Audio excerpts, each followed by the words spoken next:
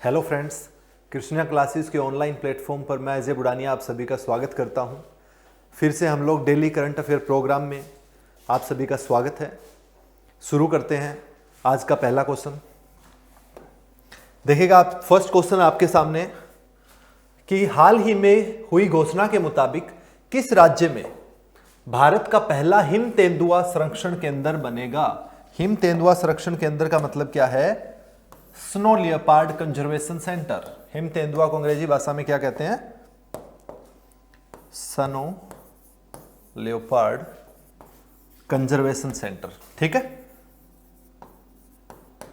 इसकी शुरुआत करने जा रही है कौन सी स्टेट गवर्नमेंट जो है, कौन सी स्टेट के अंदर इसका शुरुआत हो रहा है, ये बात पूछी गई है। देखिएगा, स्नो लियोपार्ड जो है ये रात के समय ज्यादा सक्रिय होते हैं और ये हिमालयी क्षेत्र में पाए जाते हैं, यानी हाइट पर पाए जाते हैं। 3000 मीटर के आसपास जो ऊंचाई है हिमालय क्षेत्र के अंदर, उस एरिया के अंदर जो है स्नो लियोपार्ड पाए जाते हैं, या फिर हिम तेंदुआ जिनको कहा जाता है वो पाए जाते हैं। ठीक है, अब ये जो है अगर बात करें तो इंडिया की 5 जो हिली स्टेट है, जैसे कि अगर बात करें हिमाचल प्रदेश हो गया, उत्तराखंड हो गया, सिक्किम हो गया, इसके अलावा अरुणाचल प्रदेश हो गया, इन क्षेत्रों के अंदर, इसके अलावा आपका जम्मू एंड कश्मीर, ये 5 स्टेट्स जो है इनके अंदर ज्यादातर आपका पाया जाता है स्नो लियोपार्ड। ठीक है, अब इसके कंजर्वेशन के लिए एक जो पहली बार भारत के अंदर एक संरक्षण केंद्र बनाया गया है, जो कि उत्तराखंड के अंदर बनाया गया है। उत्तराखंड गवर्नमेंट ने पहल की है अपने आप में।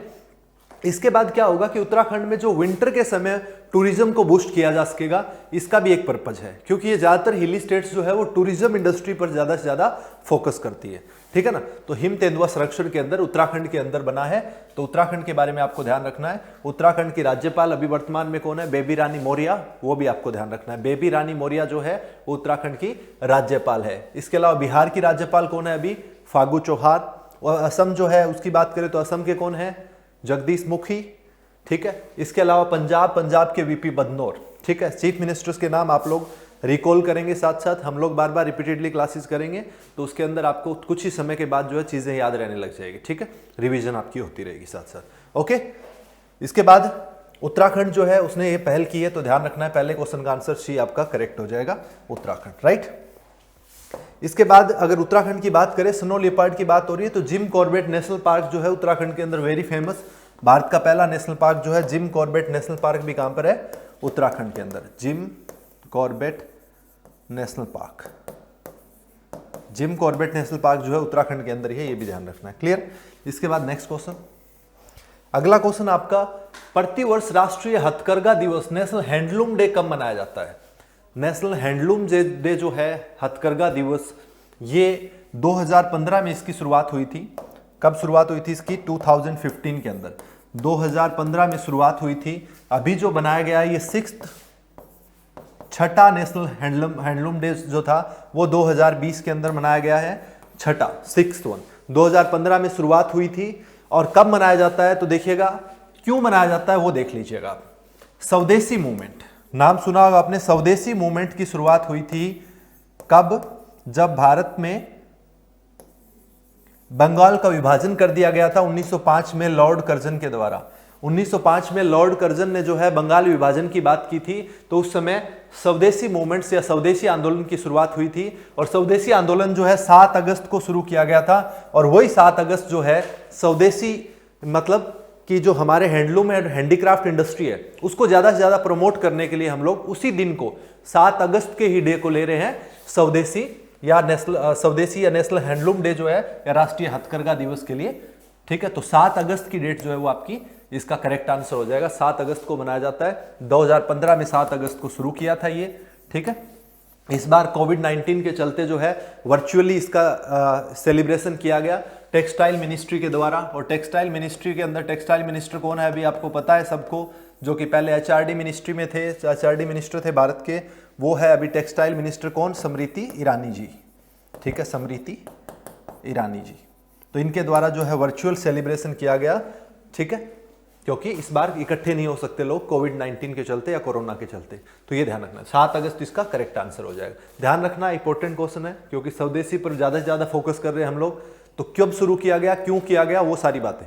स्वदेशी आंदोलन 7 अगस्त को बंगाल का विभाजन था, उसके कारण इसको उस टाइम पर स्वदेशी आंदोलन शुरू किया था, उसी डेट को हम लोगों ने उठाया। क्लियर? इसके बाद नेक्स्ट क्वेश्चन आपका, कौन संघ लोक सेवा आयोग यूपीएससी के नए अध्यक्ष बने हैं? देखिएगा, यूपीएससी जो यूनियन पब्लिक सर्विस कमीशन है, संघ लोक सेवा आयोग, जो कि भारत की सबसे ये कह सकते हो आप ग्रुप ए की जो पोस्ट है, या फिर जो ऑल इंडिया सर्विसेज है, आईएएस, आईपीएस, आईआरएस और अन्य जो प्रतिष्ठित नौकरियां हैं ग्रुप ए की, उन सभी को चयनित करने का कार्य करता है यूपीएससी। इसके अंदर क्या है, इसका उल्लेख भारतीय संविधान के अंदर अनुच्छेद 315 से लेकर 323 तक जो है, आर्टिकल 315 से लेकर 323 तक जो है उल्लेख है आपका यूपीएससी के बारे में। कहां से? 315 से 323 तक यूनियन पब्लिक सर्विस कमीशन के बारे में बोला हुआ है। ठीक है, अब जो है इसके अंदर एक होता है अध्यक्ष और कुछ अन्य सदस्य। एक अध्यक्ष तथा कुछ अन्य सदस्य होते हैं जिनकी नियुक्ति किसके द्वारा की जाती है? राष्ट्रपति के द्वारा। यूपीएससी के अध्यक्ष और सदस्यों की नियुक्ति कौन करता है? तो वो करता है भारत का राष्ट्रपति या प्रेसिडेंट के द्वारा की जाती है। ठीक है, तो ये पूछ रहा है कि वर्तमान में कौन चुने गए हैं? तो वर्तमान में चुने गए प्रदीप जोशी जो है, अभी हाल ही में नए अध्यक्ष बने हैं प्रदीप जोशी। कार्यकाल की अगर बात करें तो कार्यकाल होता है सदस्यों का 6 वर्ष या 65 वर्ष की आयु तक। ठीक है, 6 वर्ष या 65 वर्ष की आयु तक। तो मई 2021 तक जो है प्रदीप जोशी जी का कार्यकाल रहेगा, तब उसके बाद रिटायरमेंट हो जाएगी इनकी। ठीक है, तो ध्यान रखना है, प्रदीप जोशी जो है यूनियन पब्लिक सर्विस कमीशन या संघ लोक सेवा आयोग के नए अध्यक्ष चुने गए हैं, Pradeep Joshi ji. Correct answer C. उल्लेख कहां पर है? 315 से 323 भारतीय संविधान के अंदर। ओके, और नियुक्ति कौन करता है? राष्ट्रपति। नेक्स्ट आपका क्वेश्चन है, हाल ही में किसे एचडीएफसी का अगला सीईओ नियुक्त किया गया है? एचडीएफसी जो है housing development financial corporation, full form क्या है? Housing development financial corporation, finance corporation. ठीक है, 1994 के अंदर स्थापना हुई थी इसकी, 1994 की 1994 में स्थापना हुई है। हेडक्वार्टर है मुंबई के अंदर। इसका हेडक्वार्टर मुख्यालय कहां पर है? मुंबई के अंदर, महाराष्ट्र के अंदर मुख्यालय है एचडीएफसी बैंक का। इसका अभी हाल ही में सीईओ नियुक्त किया गया है। इसका सबसे महत्वपूर्ण क्वेश्चन मानता हूं मैं अपॉइंटमेंट के अंदर इसको। क्यों? क्योंकि 1994 में स्थापना हुई थी और उसके बाद से जो लगातार लंबे समय से जो है इनके सीईओ रहे थे आदित्य पुरी जी, उन्होंने हाल ही में रिटायरमेंट लिया है और उनकी जगह पर रिप्लेस किया है उनको शशिधर जगदीशन। ये नए सीईओ आए हैं। शशिधर जगदीशन जो है वो एचडीएफसी बैंक के नए सीईओ बने हैं। तो इतने लंबे साल के समय के बाद चेंज हुआ है, तो इसलिए आपको ध्यान रखना है, क्योंकि ये बहुत लंबा समय हो जाता है अपने आप में। तो शशिधर जगदीशन जो है वो एचडीएफसी के नए सीईओ बने हैं, ध्यान रखना है। हेडक्वार्टर मुंबई, स्थापना 1994, full form housing development finance corporation. Clear? इसके बाद नेक्स्ट क्वेश्चन आपका, किन 2 शहरों के बीच भारत की प्रथम किसान रेल या किसान रेल चलाई गई है? कौन से 2 शहरों के बीच में चलाई गई है पहली किसान रेल? तो देखिएगा, कोरोना के चलते ट्रेन्स बंद हो गई, तो उसके लिए स्पेशल जो है फल, सब्जी, मछली आदि जो है इनको ले जाने के लिए एक स्पेशल किसान ट्रेन चलाई गई है, जिसके अंदर कोल्ड स्टोरेज की भी सुविधा दी गई है। कोल्ड स्टोरेज मतलब क्या है? ट्रेन का डिब्बा जो है वो फ्रीज की तरह कार्य कर रहा है। तो ये सुविधा के साथ जो ये ट्रेन चलाई गई है। पूछ रहा है कि ये कहां से कहां के लिए चलाई गई? तो पहली किसान रेल है, आपको पता होना चाहिए, इंपॉर्टेंट है क्वेश्चन अगेन। तो देववाली से लेकर दानापुर के बीच में चलाई गई है। देववाली से लेकर दानापुर। देववाली कहां है? महाराष्ट्र के अंदर, महाराष्ट्र के नासिक के अंदर पड़ता है देववाली। और दानापुर जो है बिहार में पटना के पास पड़ता है आपका दानापुर।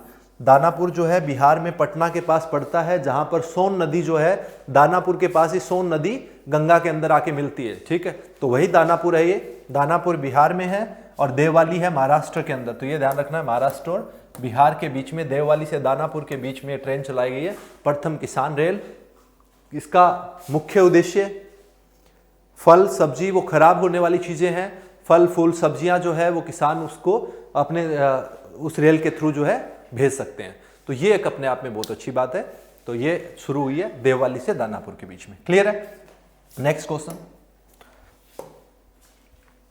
किस राज्य की सरकार ने हाल ही में पहचान पत्र पीपीपी नामक, यानी पीपीपी नामक एक विशिष्ट पहचान पत्र लॉन्च किया है? तो देखिएगा, परिवार पहचान पत्र योजना है, जिसको ट्रिपल पी नाम से जाना गया है, परिवार पहचान पत्र। परिवार पहचान पत्र जो है इसके अंदर क्या किया जा रहा है, जैसे आपके पास आधार कार्ड है, आधार कार्ड एक व्यक्ति को, इंडिविजुअल व्यक्ति को, परिवार पहचान पत्र, आधार कार्ड एक इंडिविजुअल व्यक्ति को यानी व्यक्तिगत रूप से एक व्यक्ति को रिप्रेजेंट कर रहा है। लेकिन परिवार पहचान पत्र में क्या होगा, आपको एक 8 अंकों का आइडेंटिटी नंबर मिलेगा, एक यूनिक आइडेंटिटी नंबर होगा 8 नंबरों का, जो कि आपके पूरे परिवार को, एक इकाई को, एक परिवार के रूप में एक इकाई को जो है वो रिप्रेजेंट करेगा। आने वाले टाइम के लिए परिवार पहचान पत्र जो है ये हरियाणा गवर्नमेंट ने स्कीम शुरू की है, जिसके तहत जो है जितनी भी योजनाएं हैं, सरकारी योजनाएं हैं, उनका लाभ लेने के लिए आपको यहां पर पंजीकरण करवाना अनिवार्य होगा। अभी इनिशियल लेवल पे अगर बात करें तो गवर्नमेंट ने 3 योजनाओं के लिए तो इसको अभी भी शुरू कर दिया है, जिसमें वृद्धावस्था सम्मान योजना, इसके अलावा दिव्यांगजनों की जो आपकी पेंशन, उनको पैसा मिल रहा है जो उनको, इसके अलावा जो ऐसी महिलाएं हैं जो कि विधवा महिलाएं हैं, उनकी जो पेंशन आ रही है, उनका जो पैसा मिल रहा है, ये तीनों का लाभ लेने के लिए तो इनिशियल स्टेज पे इन 3 योजनाओं को तो इससे जोड़ा गया है। तो परिवार पहचान पत्र जो है, बाकी की सरकारें भी इसको जोड़ने की बात कर रही है, इस प्रकार का जो प्लान कर रही है स्कीम लाने की, लॉन्च करने की। तो हरियाणा गवर्नमेंट ने सबसे पहली पहल की है ये, जिसमें एक परिवार पहचान पत्र जिस पर सभी नागरिकों को, लगभग 54 लाख परिवार जो है भारत के अंदर, हरियाणा के अंदर, उन सभी को 54 लाख परिवारों को इससे जोड़ा जाएगा, जिससे जो भी सरकारी योजनाएं हैं उसका लाभ उनको मिल पाएगा। ठीक है, तो ध्यान रखना है, हरियाणा गवर्नमेंट ने यह कार्य किया है, तो इसका आंसर हो जाएगा बी, करेक्ट आंसर। क्लियर? इसमें 8 नंबरों का जो है आइडेंटिटी नंबर कितने अंकों का होगा, 8 जो अंकों का आइडेंटिटी नंबर दिया जाएगा प्रत्येक परिवार को। क्लियर? आधार कार्ड और इसमें फर्क, आधार कार्ड एक व्यक्ति का है और ये पूरे परिवार का है, ये सबसे बड़ा डिफरेंस है। ओके, इसके बाद नेक्स्ट क्वेश्चन आपका, किस योजना के तहत आरबीआई ने बिना इंटरनेट के 200 रुपए तक ट्रांजैक्शन की सुविधा शुरू की है? RBI, reserve bank of India ने एक ट्रांजैक्शन की सुविधा की है जिसमें बिना इंटरनेट के आप 200 रुपए तक की ट्रांजैक्शन कर सकते हो। क्या होता है, कई बार आपका इंटरनेट की सुविधा नहीं है, और इंटरनेट की सुविधा नहीं है तो आपके पास डिजिटली आप कैसे काम करोगे, तब आपको लगता है कि नहीं डिजिटल मोड बहुत खराब है, ऐसा है वैसा है। तो आरबीआई ने एक पहल की है जिसमें 200 रुपए तक का आप ट्रांजेक्शन ऐसे ही कर सकते हो एक बार में। क्या है, कार्ड से भी, वॉलेट से भी आप लोग इस प्रकार से कर सकते हो कि 200 रुपए तक बिना इंटरनेट कनेक्टिविटी है। ज्यादातर इसका फायदा उन क्षेत्रों के लिए है जहां पर इंटरनेट की कनेक्टिविटी नहीं है, या आप लोग ऐसे क्षेत्र में चले जाते हो जहां पर इंटरनेट की कनेक्टिविटी नहीं है, तो ऐसे में आप 200 रुपए की ट्रांजेक्शन तो बिना इंटरनेट के कर सकते हो। और ये की है पायलट योजना के तहत, पायलट योजना जो है आरबीआई की, उसके तहत इस योजना को शुरू किया गया है। तो ये ध्यान रखना है, पूछा गया है पायलट, इसके तहत 200 रुपए तक ट्रांजैक्शन की सुविधा शुरू की है। ठीक है, तो आरबीआई के द्वारा। अब आरबीआई का जिक्र आया तो आरबीआई जो है reserve bank of India, reserve bank of India स्थापना कब हुई थी? 1 अप्रैल 1935। 1 अप्रैल 1935 को आरबीआई एक्ट जो है उसके तहत 1 अप्रैल 1935 को स्थापना हुई है इसकी। गवर्नमेंट ऑफ इंडिया एक्ट जो 1935 का था, इसी के तहत जो है 1 अप्रैल 1935 को इसकी स्थापना हुई है। इसका हेडक्वार्टर कहां पर है? इसका हेडक्वार्टर है, मुख्यालय कहां पर है इसका? मुंबई, मुख्यालय है मुंबई महाराष्ट्र के अंदर। इसके अलावा अभी वर्तमान में गवर्नर कौन है इसके? तो शक्तिकांत दास जो है वो अभी गवर्नर है आरबीआई के। तो ये भी ध्यान रखना है आपको। क्लियर है? तो बी आपका करेक्ट आंसर है। चलते हैं नेक्स्ट क्वेश्चन में। अगला क्वेश्चन है कि हाल ही में 15 अगस्त 2020 को मोदी जी ने लाल किले पर प्रधानमंत्री के तौर पर देश को कौन सी बार संबोधित किया है? तो देखिएगा 74वां स्वतंत्रता दिवस अभी मनाया गया था, 74th 74वीं स्वतंत्रता दिवस जो है दिवस मनाया गया। ओके, इस पर प्रधानमंत्री नरेंद्र मोदी ने देश को कौन सी बार संबोधित किया गया है, ये पूछा जा रहा है। 74वें स्वतंत्रता दिवस पर प्रधानमंत्री नरेंद्र मोदी ने 7वीं बार जो है देश को संबोधित किया है इन्होंने। आपको पता है कि 2014 में गवर्नमेंट आई थी, बीजेपी गवर्नमेंट, उसके बाद से जो है प्राइम मिनिस्टर भारत के नरेंद्र मोदी जी है, और 2024 तक जो गवर्नमेंट यही रहेगी।